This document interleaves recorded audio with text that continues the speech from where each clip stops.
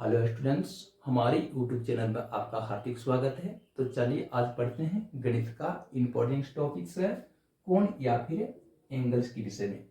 तो आज हम लोग का जो कंटेंट्स होगा वह एंगल या कोण पर आधारित होगा, जिसमें हम लोग बेसिकली कोण की जानकारी हासिल करेंगे। ये वीडियो थोड़ा सा लंबा हो सकता है क्योंकि कोई भी कॉन्सेप्ट को यदि हम लोग डिटेली जो है अध्ययन करेंगे तो उसमें थोड़े से वक्त लग जाती है।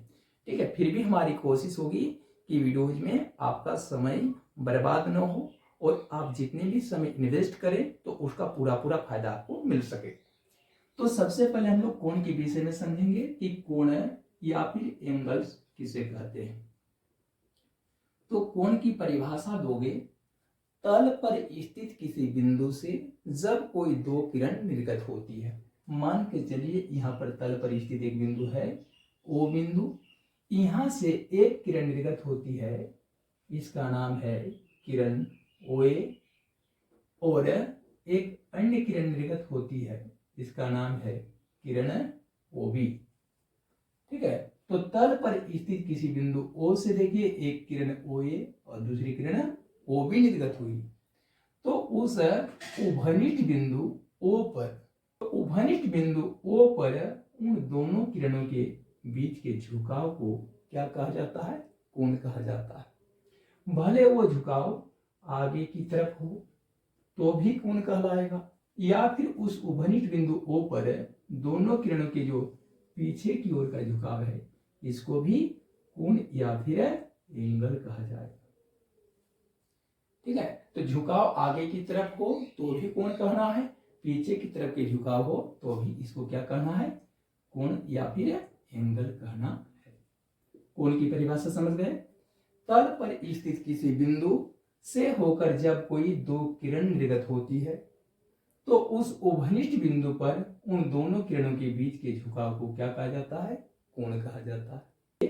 कोण की संरचना हो गई, चाहे आगे तरफ के झुकाव ले लें चाहे पीछे तरफ के झुकाव ले लें, दोनों ही स्थिति में आपका कोण निर्मित होगा। अब इस कोण को हम लोग कैसे व्यक्त करेंगे, यानी कैसे लिखेंगे अथवा फिर पढ़ेंगे।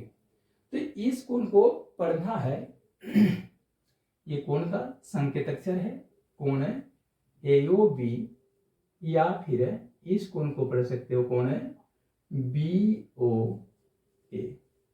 कोण AOB पढ़ें या कोण BOA पढ़ें, दोनों में से किसी भी नाम से इसे आप व्यक्त कर सकते हैं। आप देखेंगे एक कोण के भाग, पार्ट्स ऑफ एन एंगल, कोण के भाग क्या है? तो चाहे आप किसी भी प्रकार का कोण बना ले तो कोण में मूलतः दो भाग होते हैं। इनमें से पहला भाग हो जाएगा शीर्ष, जिसे अंग्रेजी में हम लोग वर्टेक्स कहते हैं, और दूसरा भाग हो जाएगा भुजाएं, जिसे अंग्रेजी में हम लोग साइड्स कहते हैं। तो कोण के दो भाग होते हैं, एक हो गया शीर्ष भाग और दूसरी हो जाती है भुजाएं। तो यहां हम लोग शीर्ष को परिभाषित करेंगे कि कोण का शीर्ष क्या होता है या कोण का शीर्ष किसे कहा जाता है। तो याद रखिएगा कि एक कोण में दोनों किरणों के उभयनिष्ठ बिंदु को शीर्ष कहा जाता है। तो जैसे इस आकृति में पहली किरण OA है और दूसरी किरण OB है, तो ये दोनों ही किरण के लिए उभयनिष्ठ बिंदु कौन सा है? कॉमन पॉइंट कौन सा है? बिंदु O। तो उस स्थिति में बिंदु O जो कि उभयनिष्ठ बिंदु है, उस उभयनिष्ठ बिंदु का ही अन्य नाम क्या है? उभयनिष्ठ बिंदु का ही अन्य नाम है शीर्ष या फिर वर्टेक्स। ठीक, तो शीर्ष या वर्टेक्स की परिभाषा दोगे, किसी एक कोण में दोनों किरणों के उभयनिष्ठ बिंदु को शीर्ष कहते हैं या फिर वर्टेक्स कहते हैं। सवाल उठेगा किसी एक कोण में कितने शीर्ष होते हैं? तो किसी एक कोण में केवल मात्र एक शीर्ष होता है जो कि दोनों किरण का उभयनिष्ठ बिंदु होता है। ठीक, अब हम लोग इसमें शीर्ष बिंदु का क्या नाम देंगे? शीर्ष बिंदु का नाम है, इस आकृति में वो, दूसरी आकृति में दूसरा नाम हो सकता है। जैसे देखोगे एक दूसरी आकृति बना लोगे जिसमें एक किरण बिंदु L से निर्गत हुई है M की ओर, तो किरण LM, और दूसरी किरण हो गई LN, तो किरण LM और किरण LN दोनों के लिए घनिष्ठ बिंदु है L, तो यहाँ पर शीर्ष का नाम क्या हो जाएगा, बिंदु L शीर्ष का नाम हो जाएगा। अब कोण की भुजाएं या साइड्स का क्या अर्थ है, याद रखिए किसी एक कोण का निर्माण जिन दो किरणों से होता है उन दोनों ही किरण को संबंधित कोण की भुजा या फिर साइड्स कहते हैं। जैसे इस आकृति में बना जो कोण है AOB या BOA, उसमें दो किरणें बनी हुई है, एक किरण OA और अन्य किरण OB है। तो उस स्थिति में यहाँ पर इनकी भुजाओं के नाम से किनको जानेंगे, तो इसमें भुजाएं हो जाएगी, एक भुजा OA और दूसरी भुजा जो हो जाएगी वो क्या होगी, OB हो जाएगी। अब इस दूसरी आकृति की अगर बात करोगे तो इस दूसरी आकृति में भुजाओं के नाम LM होगा और LN होगा। LM तथा LN ये दूसरी आकृति में भुजाओं के नाम हो गए। तो ये ढंग से कोण के शीर्ष और भुजाओं के विषय में हम लोग जानकारी हासिल कर लिए। अब हम लोग को थोड़ा जानना चाहिए कि एक कोण को संकेताक्षर में कैसे व्यक्त करेंगे। तो देखो किसी भी कोण को जब संकेताक्षर में व्यक्त करना होता है तो हमेशा कोशिश करना है कि उसका शीर्ष बिंदु मध्य भाग में या बीचों बीच में रहे और बाकी जो अन्य बिंदु होंगी, बाकी जो अन्य दो बिंदु होगी वो शीर्ष बिंदु के आगे और पीछे की तरफ रहे। जैसे इस आकृति में शीर्ष बिंदु O है तो O लेटर बीच में होना चाहिए।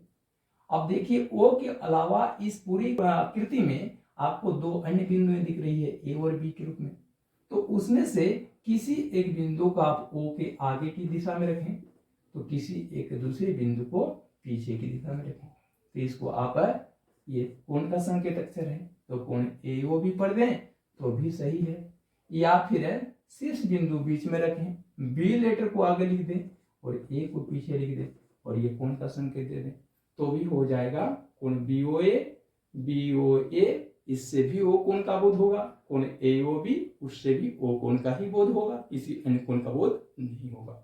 आप देखोगे कहीं पर यदि हमको कोई एक कोण का आकृति मिल जाए तो उसको हम लोग नामकरण कर सकते हैं इस विधि से।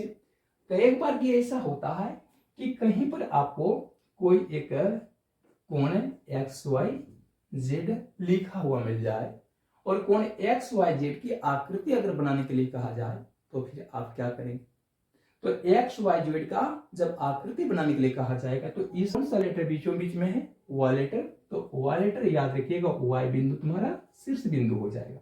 Y बिंदु क्या होगा, शीर्ष बिंदु होगा और उनसे निर्गत होने वाली दो किरणों के क्या नाम होंगे, तो Y से आगे की तरफ आ जाए, Y से आगे की तरफ आएंगे तो YX, तो एक किरण का नाम होगा YX, यहाँ Y है उधर X की दिशा में आगे बढ़ेगी और दूसरी किरण का नाम हो जाएगा YZ, ये YZ। तो यहाँ देखिए इस आकृति में कोण XYZ की आकृति कुछ इस तरह से बनेगी, कोण XYZ। अब हम लोग कोण के प्रकार के विषय में चलेंगे। कोण का जब निर्माण होता है तो उस स्थिति में देखोगे उसके झुकाव जो होते हैं वो घटते बढ़ते रहते हैं, समझ पा रहे हैं। तो किसी एक कोण के बीच में जो झुकाव है वो क्या हो सकता है, घटते बढ़ते रहता है। तो बीच के झुकाव में अगर परिवर्तन हो तो समझ जाओगे कि कोण के माप बदल रहे हैं या फिर परिवर्तित हो रहे हैं। जैसे ये झुकाव अगर थोड़ा सा फिर जाए, इतने हैं, वो झुकाव इतना हो जाए तो कोण का माप बढ़ जाएगा पहले की अपेक्षा, और अगर झुकाव में कमी देखने को मिल जाए तो कोण का माप कम हो जाएगा।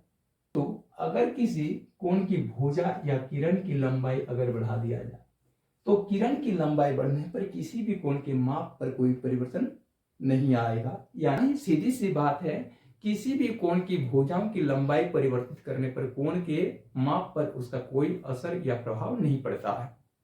परंतु अगर उन दोनों किरणों के बीच के जो झुकाव है उसमें अगर परिवर्तन आ जाए तो संबंधित कोण के माप पर इसका असर पड़ जाता है, प्रभाव पड़ जाता है, उसका मान या तो पहले से अधिक हो जाता है या फिर पहले से कम हो जाता है। अब चलते हैं कोण को मापते कैसे।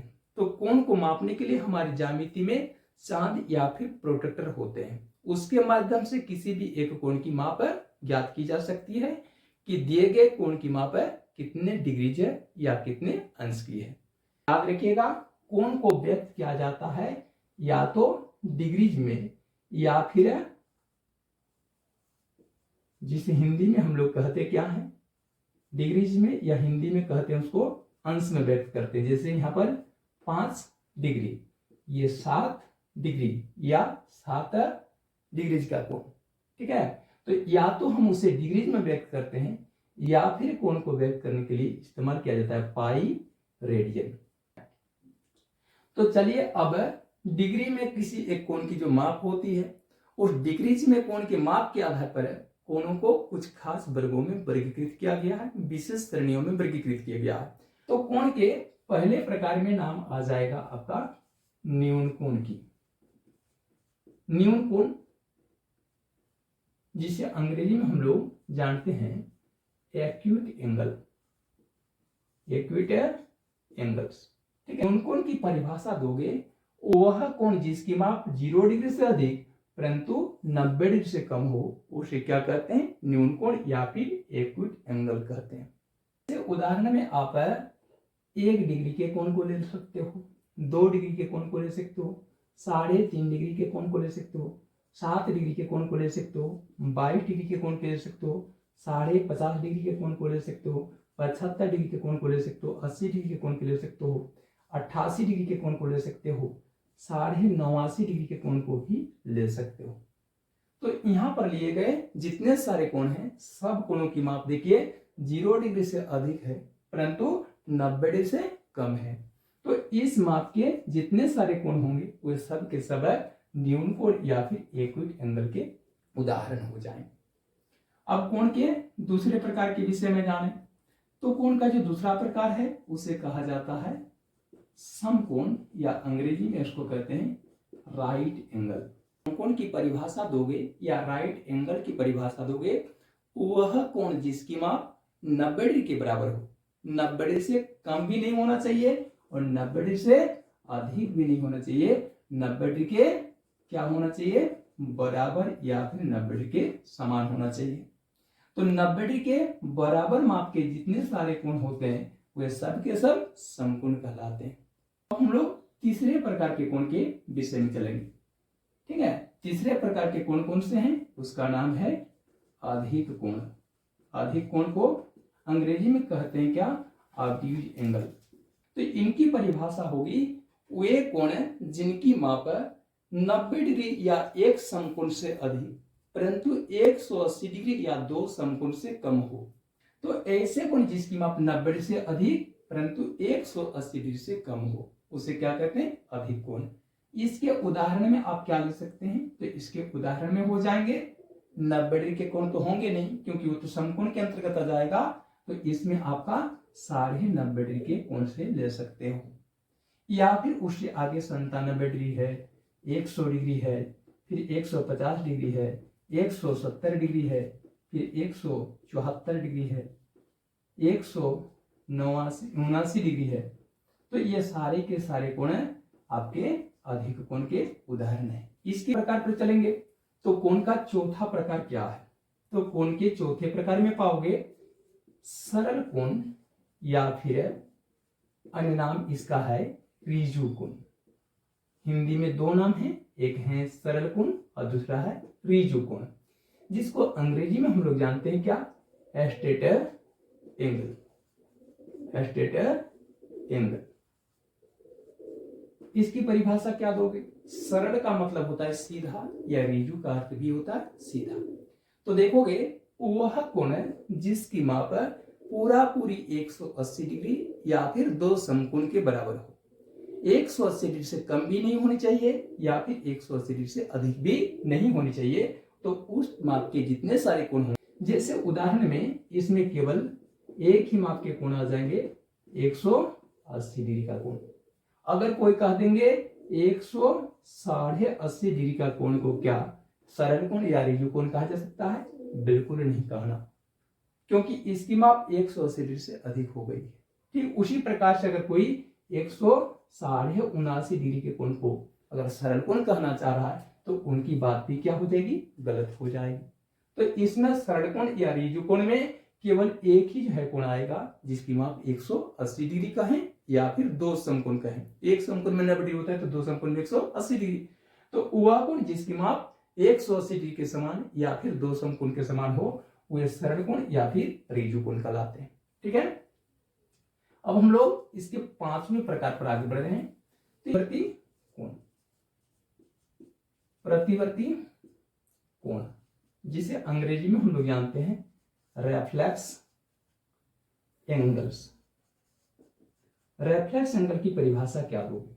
रेफ्लेक्स एंगल की परिभाषा होगी वे कोण या ऐसे कोण जिसकी माप 180 डिग्री या फिर दो समकोण से अधिक परंतु 360 डिग्री या फिर चार समकोण से कम हो, वे क्या कहलाते हैं? प्रतिवर्ती कोण या रेफ्लेक्स एंगल कहलाते हैं।